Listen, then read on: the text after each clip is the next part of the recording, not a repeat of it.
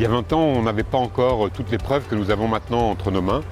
Il y a 20 ans, la prévention balbutiait encore un peu et on était très fort dans les injonctions, les interdits. Il y a les yaka, il faut que, arrêtez de. Et peut-être cela manquait en quelque sorte d'une certaine efficacité parce qu'on n'avait pas vraiment compris le pourquoi des comportements. Alors aujourd'hui, la prévention en direction des plus jeunes, des enfants, des adolescents, est à un stade beaucoup plus mûr.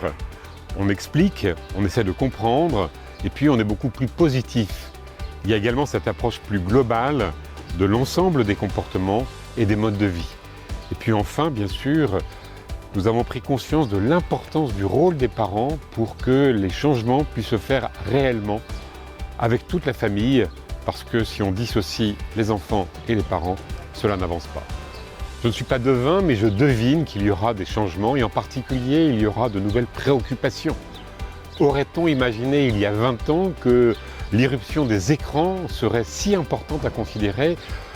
Aurait-on imaginé aussi l'explosion des addictions? Et donc dans 20 ans, il y aura sans doute d'autres problématiques qui se poseront et il faudra apporter des réponses. Et puis il y aura sans doute quelque chose de tout à fait important à considérer, c'est la nécessité et la possibilité, surtout grâce à de nouveaux outils, de personnaliser la prévention en fonction de prédispositions, en fonction de facteurs de risque individuels. Et on aura sans doute quelque chose qui sera moins global, mais beaucoup plus individuel. Et je crois que ce sera un élément intéressant et nouveau. Alors, bon anniversaire à la Fondation Pilège.